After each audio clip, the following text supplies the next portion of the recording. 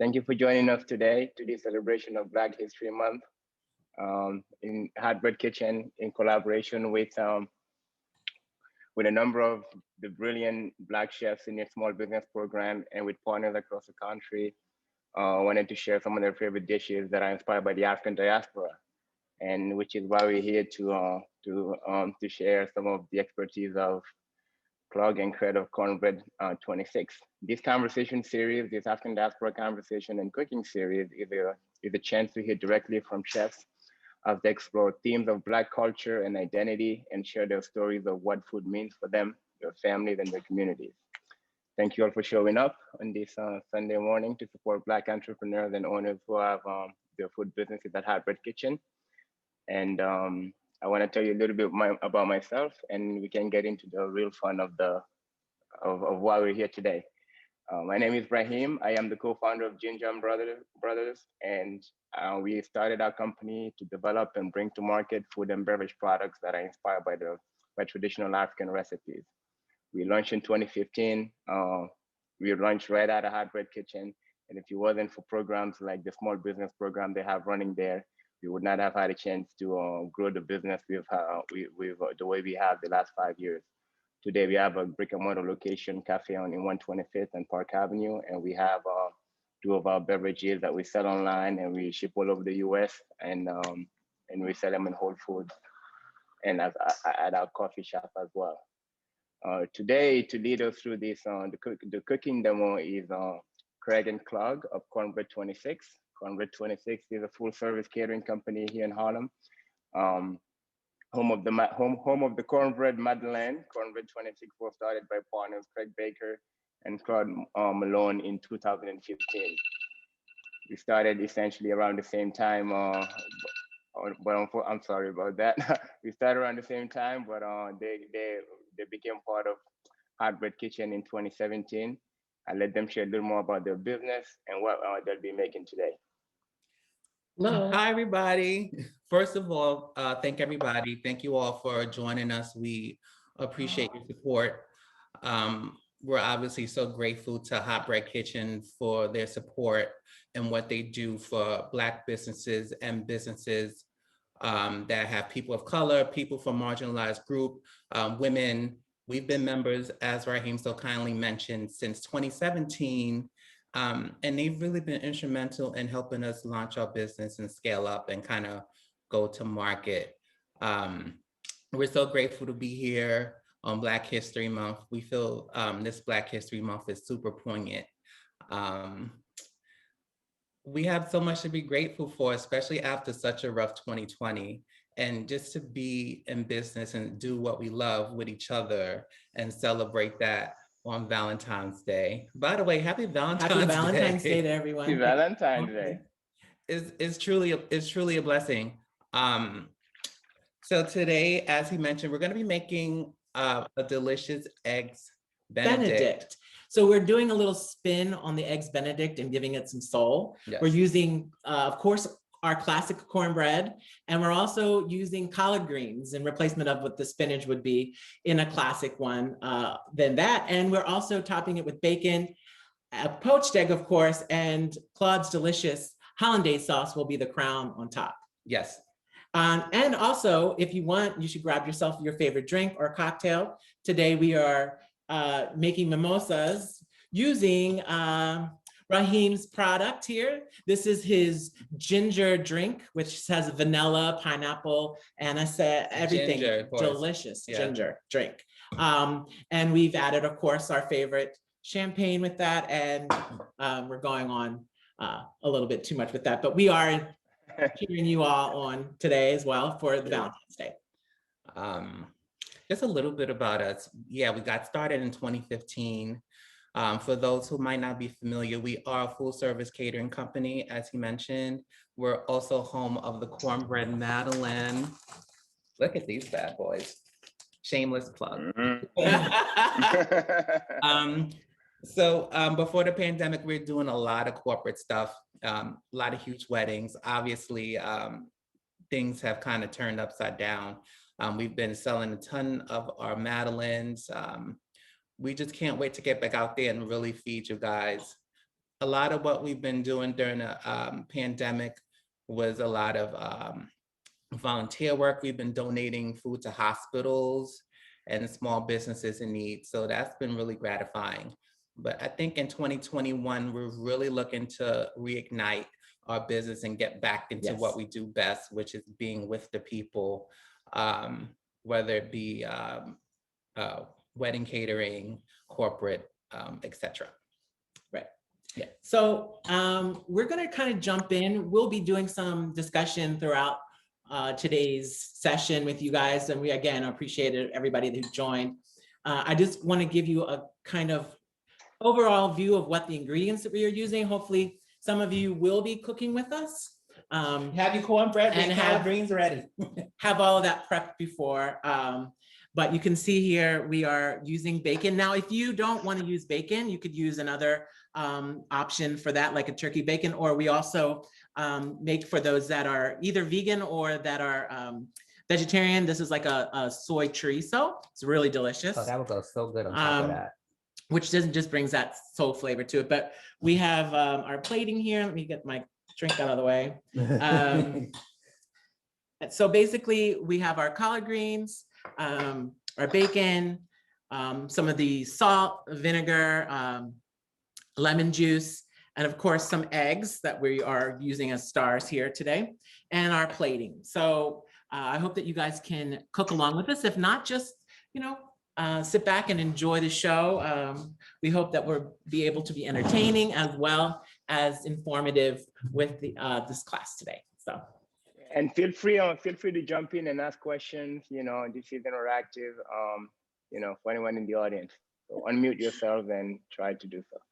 Hi, I can't access the recipe from the email. Oh no. I clicked the link and it says I don't have permission. We have the ingredient list, but we don't have the recipe. Yeah, I don't have the recipe. I will resend the email and reattach the PDF. So I'll look for that in just 1 minute. Okay. Thank you. And we can also talk through everything as slow as possible. And if you guys, because I talk, I'm like a motor mouth. So feel free to kind of jump in and, ask us to repeat ourselves. We'll be glad to. Yeah. So basically, we can talk a little bit about your business as well. How did you do for Ginjan and all of the cafe for the pivoting of like 2020? Oh man, as you mentioned at the beginning, it's been a very, very challenging year for all of us. Yeah. But we've been very fortunate to have to have a solid platform to build on, right? So not only were we fortunate enough to have a brick and mortar location. I guess some people might think of that and not think not so fortunate, given that there's no retail business. But I think it was very fortunate for us to have that and have Hotbread Kitchen on tap for us to have a commercial kitchen to work from. Yeah. So we had a really solid foundation to work off of. And so when the pandemic hit, although we shut down completely the cafe for about 3 months, we still could, go back in the kitchen, produce still, sell online, go direct to consumer. We did a lot more business online. We try to push more of that business online. And we try to engage with the community as much as we could. We did a campaign where we allowed folks, normally we sell our products just by the case online, but we created a product tab where people could go buy just a single bottle and gift it, and we'll aggregate it every week and take it to like Harlem Hospital. Okay. People would go and buy cases and ship it to other nurses, like healthcare workers in general. Yeah. So just living more online. How did you manage? How have you managed? It's been sad because a lot of the business that we have has sadly been centered around hospitalizations or even death. We get a call like, hey, we're having a repast, somebody died for COVID, we need catering. Oh, wow. Obviously we're happy for the business, but we're sad for the circumstances surrounding that. So, that's been tough. We kind of pivoted into, we actually created a CARES menu. It's called the CARES menu, it's still available. And with the CARES menu, we allow people to purchase from that menu, and we deliver the food to their favorite small business or local healthcare facility. So That's amazing. That, yeah. And then of course we've pivoted with our Madeleines. So Yeah. we are very grateful for those people who have ordered Madeleines throughout the 2020 time period last year. We're also just excited to say that we've been able to expand and do other things with our Madeleines, bringing in new flavors and things like that. Just having that general support of people has been overwhelming, and we're just so grateful for our people, that our loved ones, our family, friends, and even our business partners that have used us, our clients. So we're just, again, grateful for all that. That's awesome. So being a catering company, right, a lot of the work you do is very hands-on in terms of like you get a lot of face time with your clients traditionally, or what not, you said obviously you can do that right now, right? What about that process do you miss the most beyond just not being able to serve them, right? Like what do you feel like is missing in your business now that you can have that relationship with folks? Believe it or not, we actually make friends with our clients. Like a lot of our friends are people that we've catered for in the past. Okay. So that's like the most enjoyable part of the business. Actually, after we complete the job, we stay in contact and we make friends. So just that one-on-one communication has been challenging. We've pivoted to a lot of contactless catering, if you will. Even for something as big and elaborate as a wedding, where you traditionally have a one-on-one meeting with a client, we've set it up to where we could have the tasting in a box and do everything contactless. So it's challenging, of course, but health comes before anything, even money. So we want to prioritize the fact that we care about being safe and about our customers' safety, and everything else will just fall into place when it's supposed to fall into place. So certainly it's been challenging that part. That's our favorite part. It's been challenging not to have that one-on-one contact with a lot of our clients. Yes, I agree. Yeah. Well, it's good that at least you get to maintain a relationship as you go. And the fact that you make friends with your past clients speaks volumes to, the type of work and the character you have as people. So kudos to you on that, Thank you. We learn from the best. Exactly. Thank you. Thank you. Well, I'm sure folks want to jump into some of the cooking demo right now. I'm hoping that those that didn't have the recipes received it from the email now.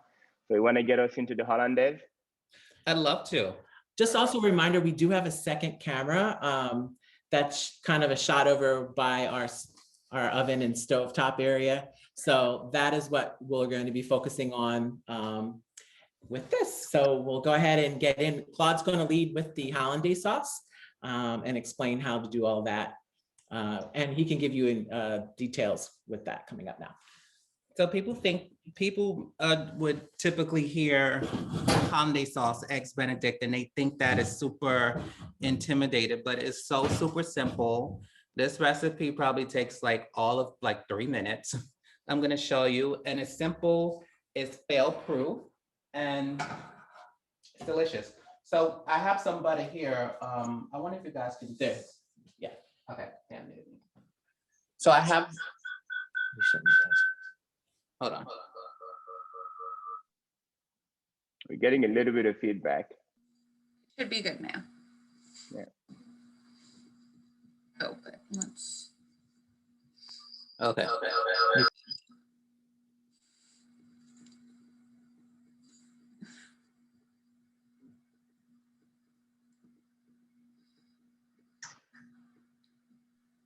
Perfect. Okay, we're good. Okay, so sorry about that. So we have some melted butter, right?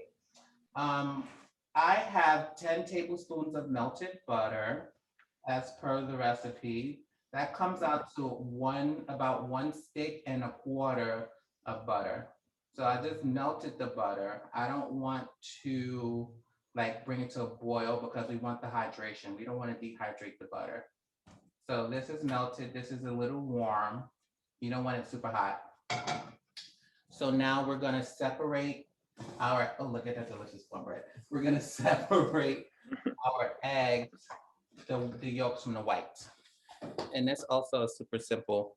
Let me just get another bowl. Do like this. And we're gonna use the yolk of 3 eggs and we're gonna add it into a blender. I'm gonna use this because this is easier, but you guys can use a traditional blender. So I'm just gonna crack. I don't know if you guys can see. I'm just gonna pull this in half and just drop the yolk. I'm just gonna go back and forth with the yolk until the whites are gone. And then I'm gonna put the yolk here in a separate cup, just so I have to kind of see what I'm doing and to make sure that I don't have any eggshell. Thank you, that's the word. Too much champagne. Eggshell in here. Let me finish up with the other one. The other 2. And this is super simple. Anybody can do this. I like this. Oh, one fell. Oh, it's okay, the double.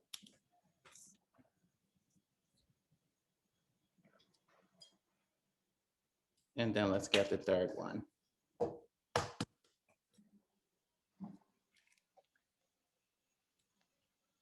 That's all your friends with this delicious sauce.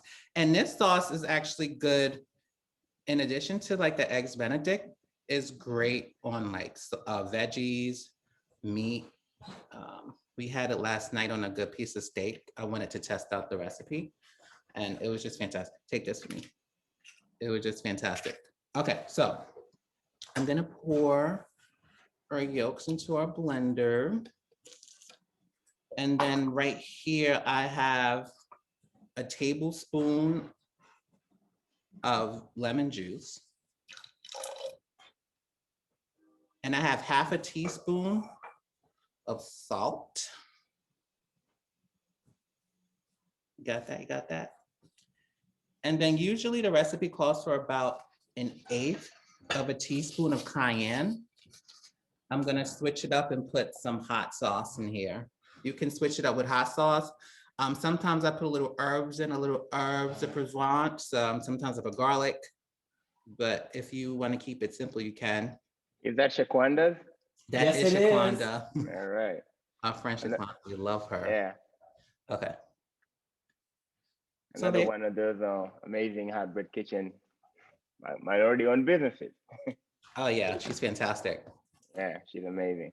So you just blend this for about 20 to 30 seconds on the highest speed on your blender. Even if your blender only has 1 speed, it's okay, don't worry about that. And we're gonna add the butter, by the way, that we melted in just a second, but we wanna stir this up first. And it's gonna be a little noisy, so I'll just tell you, we blend this up and we just wanna wait for the yolk to get a little light. Like once the consistency and the color change, you'll know. So just about 20 to 30 seconds.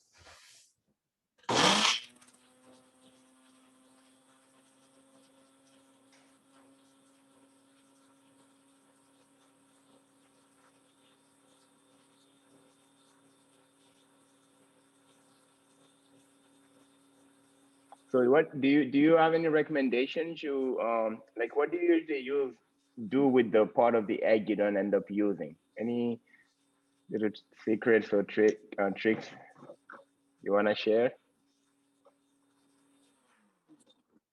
I think that's good, huh?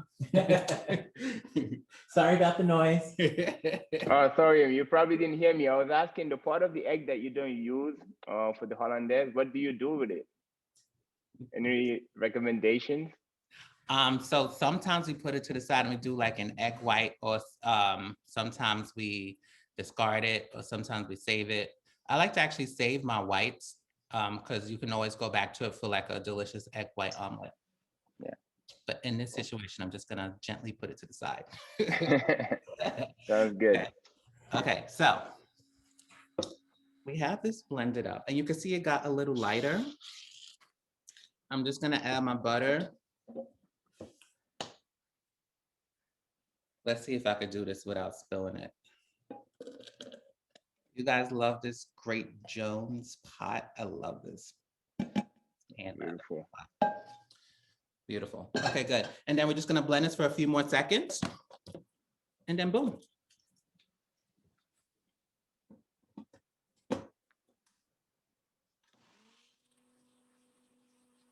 So one of our guests wants to know if it's okay to use fresh jalapenos rather than pepper chips in the I'm sorry? recipe. One of our guests is wondering whether it's okay to use fresh jalapenos rather than red pepper chips. Oh my gosh, yes. Yeah. I Probably virtually add a little more heat to it, no? I virtually insist upon it. Oh.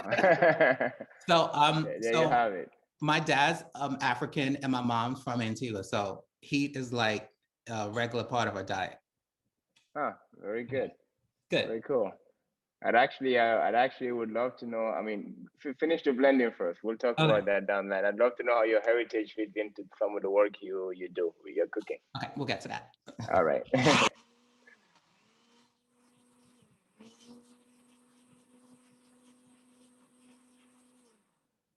Okay, that's it. So I'm gonna show you guys the consistency you're looking for. Yeah, just gonna put this in a random bowl, sorry. About the sauce, this is about the consistency you want. If it's too thick for your liking, add a touch of water. If it's too thin for your liking, you can always add just a pinch of flour to thicken it up and you should be fine. Once in a while, I go a little rogue and it's a little too thin, so I have to go back, but this is generally what you're looking for. You're gonna ask me about the heritage? Yeah. So you're Cornbread26, homebread of the Cornbread Madeleine, right? Cornbread is not exactly a standard ingredient in a Madeleine. Yes. So, how did that come about?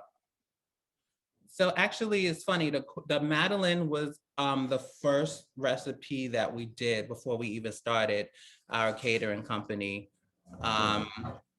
We received a Madeleine pin as a gift, and I came up with a recipe on cornbread and how to kind of make it a Madeleine, because that's kind of like our angle. With the Madeleine, we kind of marry the sophistication of a traditional French Madeleine, but we kind of blend that with the rustic grit of cornbread, right? So just imagine those two together. So we figured out the recipe and we started selling that a little bit before we started the catering. That's how we always mention that the Madeleine is like a cornerstone of everything that we do. And we try to have it at all the events. Yeah. And they're super delicious. They're selling like hotcakes. We're just so grateful for the support again. That's amazing. So how do you, we're celebrating Black History Month. It's a very community-driven, I guess, holiday, if you will, or celebration. And so does that, like as a Black-owned business, do you feel some sort of responsibility in your role you play in the community? How do you see that being any different from a more conventional business? So how we kind of leverage that is we always make it a mission to hire Black, to try to use Black purveyors, and we try our best to partner with other Black businesses and just other able and talented businesses in general. We partner with a lot of organizations. We do a lot of volunteer work around Black issues and things like that. So that's kind of how we lead. We try to put a lot of things in our menu that represent us organically, culturally, while also staying true to our aesthetic, because it's like a lot of fusion. So we have some Caribbean stuff, and I think you could speak better to like our menu. Yeah, so we basically, our menu is a rustic elegance. So we take those ingredients that everybody's used to or comfortable with, and then we elevate it to a new level. That's why we use a lot of cornmeal in our menu, a lot of in our recipes. That's the staple is the cornbread, and then we elevate it. That's why we, even the Madeleine itself is a French cookie, which is really elevated, but we've actually incorporated the cornmeal into it to make it a more rustic feel to the actual cookie. So we've been very fortunate to kind of stay to that realm. A lot of people enjoy having that rustic elegance. We do a lot of weddings that way, where our clients have a lot of fusion foods. And we even had an opportunity when we were doing weddings back in 2019. We really didn't do any weddings in 2020. We did a very cool menu with a client of ours who she was Chinese and he was from Mississippi, Black man from Mississippi. She was from well, she was born here, but her whole heritage is from China. And we fused a Asian Southern food menu where we took her favorites and the Southern food and we blended them together and made like an Asian Southern meal. So it was really interesting. That's actually, that's a very cool story. I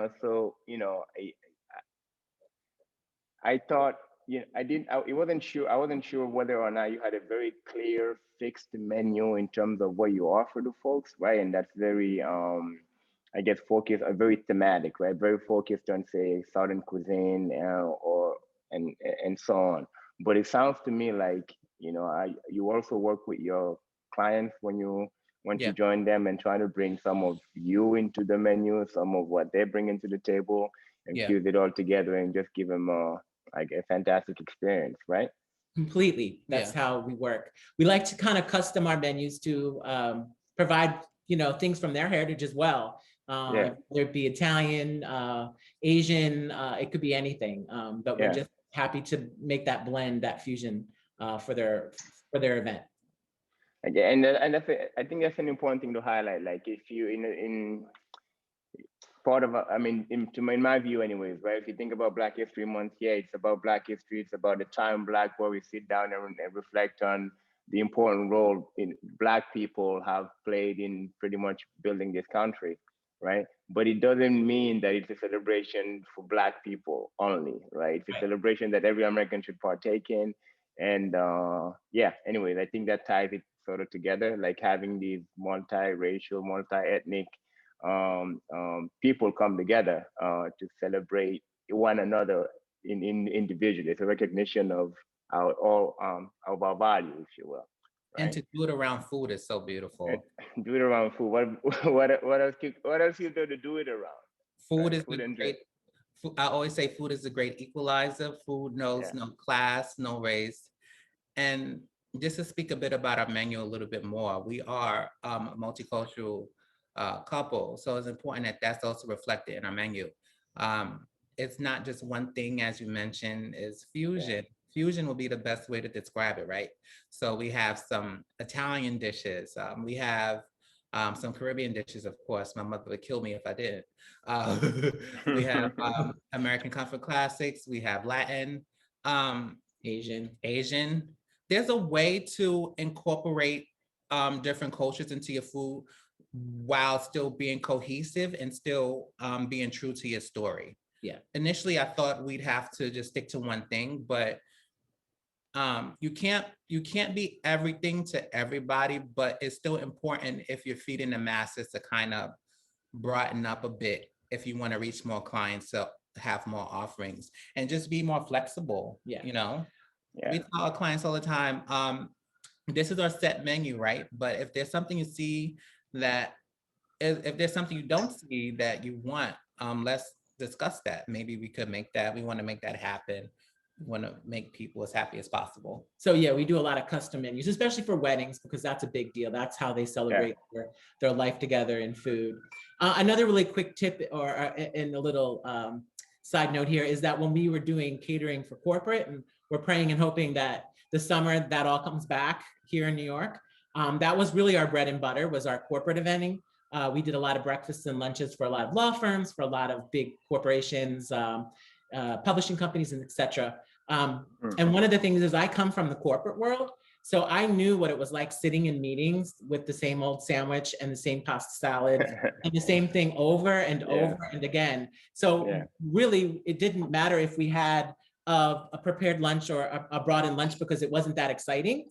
So one of the things we did for our corporate menus was to try to make it very exciting. Like one of our menus is everything on a stick, means like everything's provided on a stick. You don't have to use utensils, things like that. That's brilliant. That's brilliant.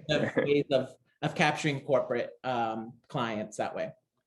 No, that's brilliant. I love your point about being flexible in the way you incorporate your culture in what you make, because we face those questions a lot, right? So this whole idea, we're like, all right, we're taking traditional African flavors and bringing them to people. Yeah. And so on one, the purists always come to us wanting to check the authenticity, like, is it really as good? Is it really still what it is? Or did you water it down to make it appeal to a broader audience? And you make a good point in that you don't need to water it down, right? You need to present it differently. You need to present it in a way that people are familiar with. You need to give people an on-ramp onto what you make, but you don't have to have it lose its soul, its essence, right? So that anyone, even if they're purists, they'll come and enjoy what you make. They'll be like, all right, you know what, this is actually really good, and I can still get everything I normally expect of a traditional dish, like like the ones we make, Exactly. Yeah, it's awesome. You touched on something about being a couple, right? So I think that's a fantastic segue about being a family business. I know, that my partner is my brother, and early on we would talk to folks, and they'll try to get us to, like, don't work with family, or like make sure you know exactly who owns what. You sign things out. And my brother and I, we've been super close. My whole family was super close. And I couldn't fathom in a million years anything getting between us, right? Business getting between us. But as you build a business, you find that it's actually very challenging. You'll have moments where you see, oh, I see what people were talking about, right? That would never get between my brother and I, but it does get very challenging at times. How do you guys balance that out between, being a couple and running a business and partners? And I'll take it a step further. I don't know, do you and your brother live together? No, but No.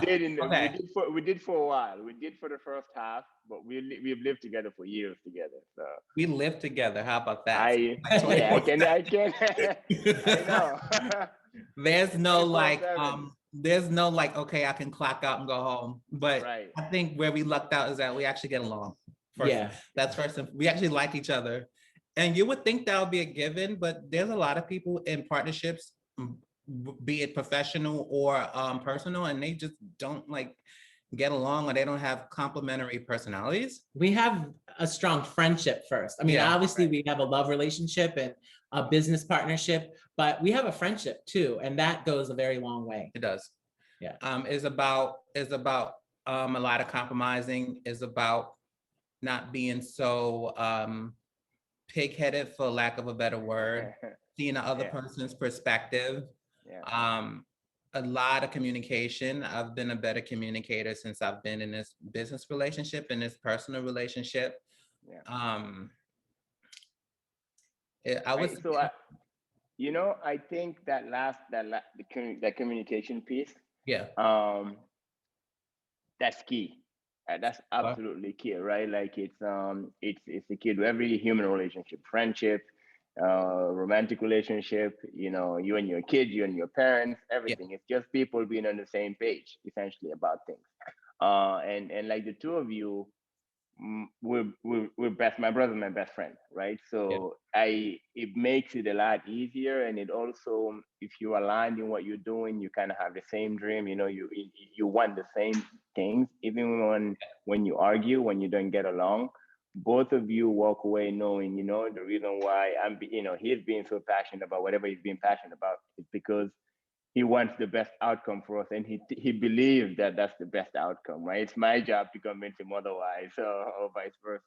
Correct. So it never ends up being a problem. But I know some people don't have that relationship in their businesses, but I find that it's amazing. And lastly, really quickly on that last point, is that we actually have different strengths.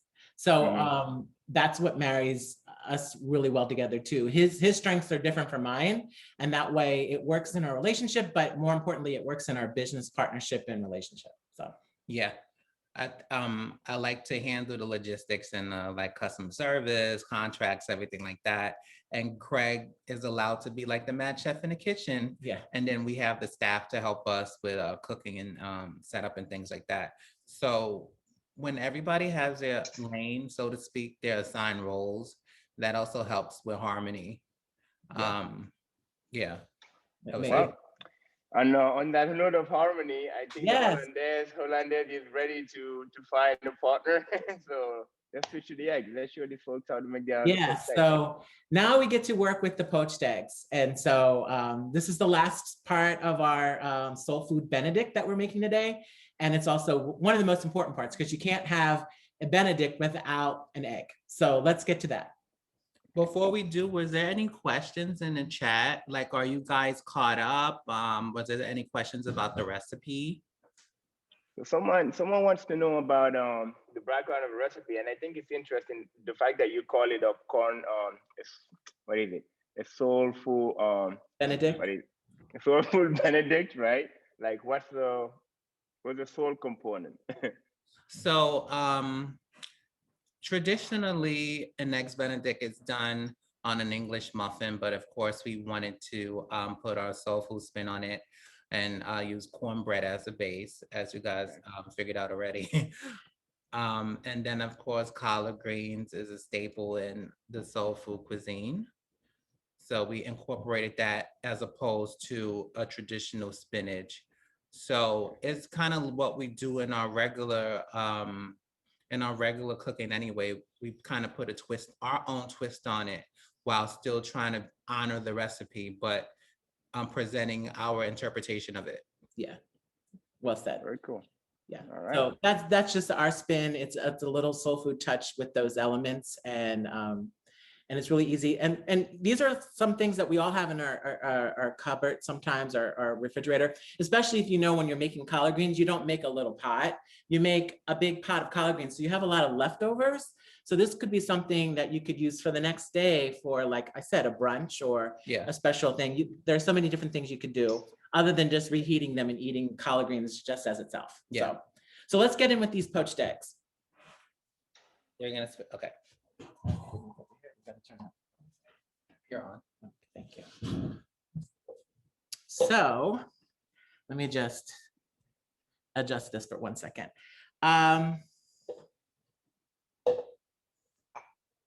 Claude, you're gonna need to cut the cornbread. Yeah. So I'm going to be using 3 eggs today, even though I'm only gonna use 2. So these are 3 eggs that are actually not room temperature, they're cold. You should use cold eggs when you're doing poached eggs. They should come from the refrigerator. So obviously when you're doing poached eggs, there are a couple steps. Most people know maybe 1 or 2 of the steps. One being the fact that you're going to use boiling water, of course, an egg. In that boiling water, one of the techniques you want to put in is maybe like a capful or a tablespoonful of vinegar. And that just gives acidity to the water, which just kind of makes the egg whites a little harden quicker. And that way you get a really good solid cook on the whites. So Claude, I'm gonna bring this over here and show. You should be on camera too. Over here? Yeah, you're good. Okay, but I'm blocking my view, so whatever. You're good. So I'm going to stand back and you need to adjust it.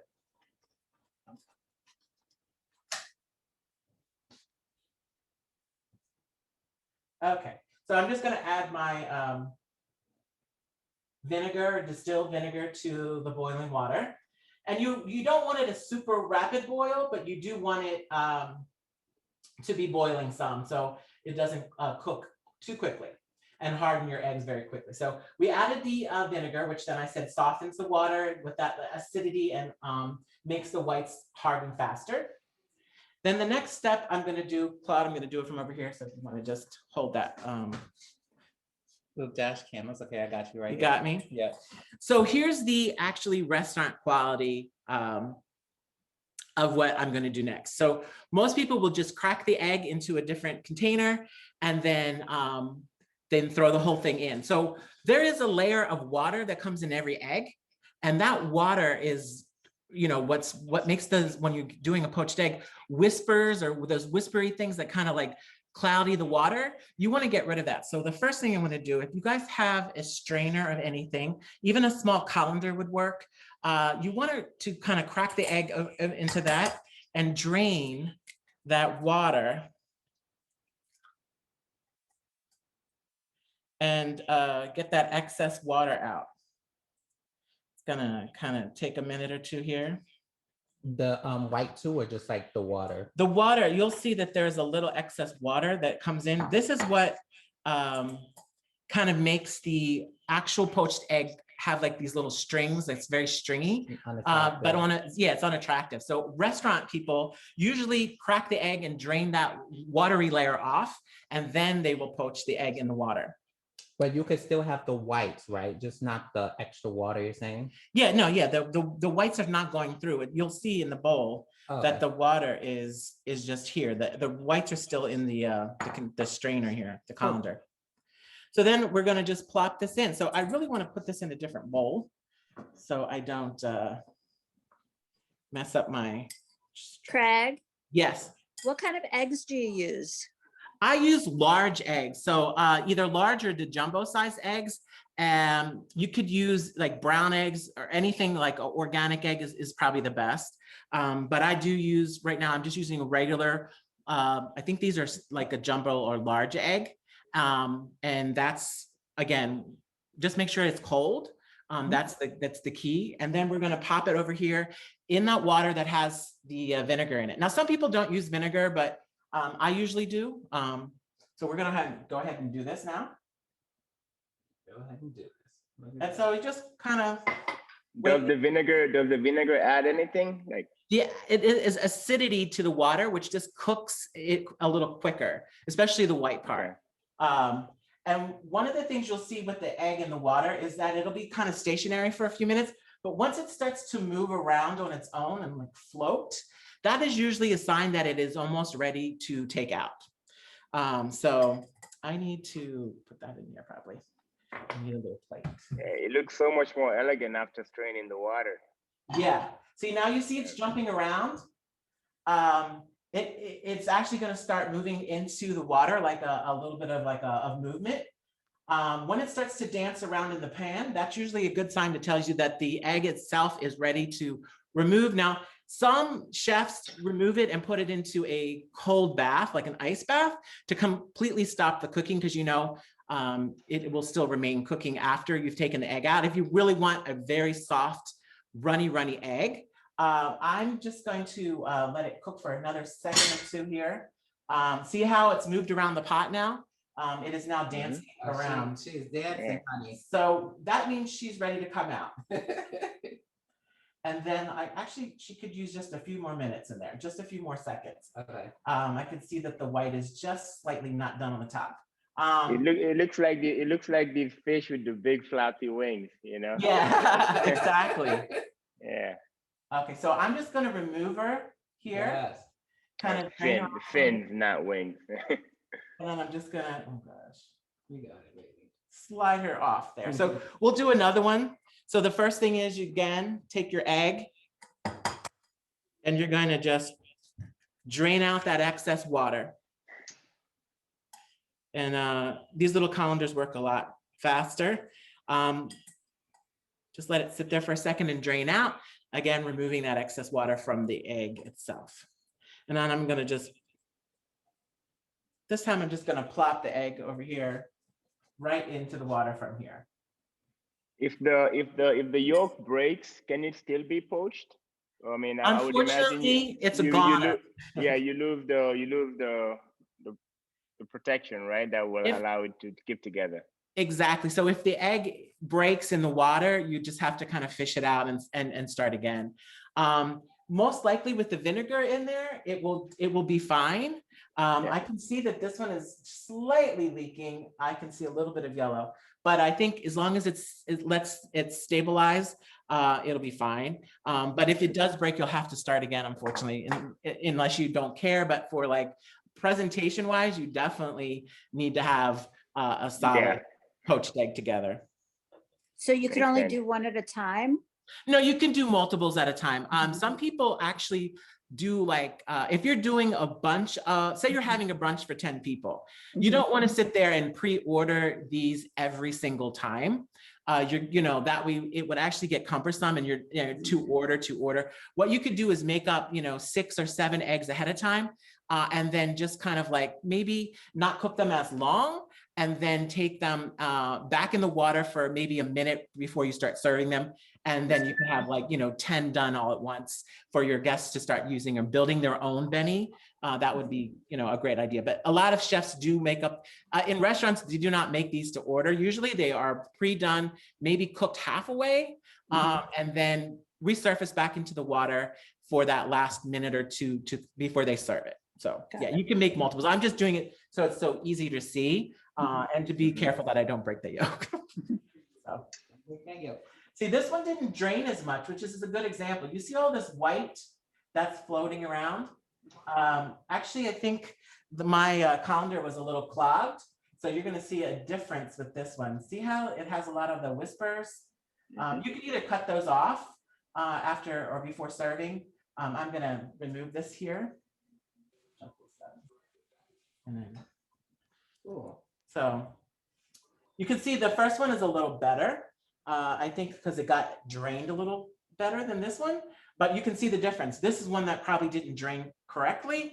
That completely drained, and this gives you that restaurant quality that you'll see on the actual restaurant poached eggs. Put the camera back in position. Yeah, so that is the poaching of an egg. That's like the science behind it. Of course, cooking is a lot of science and you have to kind of go with it. Yeah. Baking is more, baking is worse. I'm not the baker. Claude is the baker when it comes to that, even though my last name is Baker. I don't bake usually. But he did make the cornbread. Claude, you want to cut that cornbread up real quick for everyone? I do. Thank you for asking. So you can use a knife if you want. I'm just going to use a biscuit cutter. Maybe you want to hold my camera. Is that the same recipe as the Madeleine? No, this is a little different because the something as much cornmeal that's in here probably wouldn't hold up like a Madeleine. I use a little more cornmeal and there's a slight variation on the cornbread recipe, which I will put up this afternoon. Is that because you want the Madeleines to be a little fluffier, or? Exactly. Yeah, it's a French technique actually. What is it called, Ginjan? Yeah, wait. So I'm gonna just cut this in as best as I can, and then use. Oh, here we go. Cool. Can you guys see what I'm doing? Yeah, I just used the biscuit cutter, and let's plate. The plate is already there. The plate is already here. I do it close up. Okay, cool. What do you think? We cut this in half? Cut it in half. Okay, let me get a knife. It looks awesome. Oh, so good. I made it with love. Looks really good. Yes, okay, so let's cut this in half. And this is, again, to replicate the English muffin. It's usually done on the English muffin, but why not do it on cornbread? You know what I mean? Right. So how will we build this crack? Will we put the collard greens first? Yeah, go ahead and put the collard greens on there. So now we're just gonna build, do you want me to take this back over there or? Yeah. No, it's fine. We can actually do it here. It's probably better. Okay. What cool. do you all preheat the cornbread at? What temperature? 350. I almost said 300. 350. To preheat it? Preheat it, and then I put it in for about 40 minutes. Yeah. And of course you want to check that with either a knife or whatever, a toothpick, right, to kind of check the inside of it. So let me go back down here. So collards. Yeah, so we're just gonna top it with some collard greens that we made last night, actually. I have to post my mom's collard green recipe on the website too. Cornbread26.com/recipes. We didn't put any meat factor into this collard greens. I know some people put like pork or they use a lot of turkey neck or bone for that, but Sorry for my non-pork eaters. This is No vegan. worries. Craig and I were actually vegan for a year, a long time ago. So we fell in love with like bacon or things like that. Or you can use turkey bacon to sub it out. You can use chorizo. I think we mentioned that a little earlier, like a soy chorizo. That would go great on top of this. That smoky flavor would just complement the greens and the cornbread so amazingly well. So do you want me to take the eggs and put them on top while Yeah. you do this, and then you can toss it with the sauce? Sounds good. So I just need.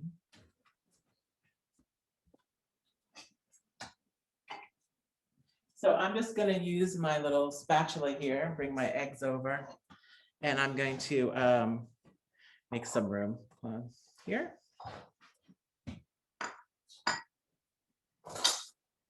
You think you're organized when you can try to do this, but when you start multiple plating, it's a little more difficult. I'm just gonna go ahead and plate on top. So just, if you have one of these like very flat, I think this is from IKEA even, it just slides directly under and goes right on top, just like this. And then you go ahead That's pretty. and then I'll put a little this. I usually sometimes serve it with like a little side salad, like a spring salad. That deserves a close-up. Looks Yeah. fantastic. Do it right there. Can you guys see okay? Let me adjust the camera. The other way, okay. Yeah.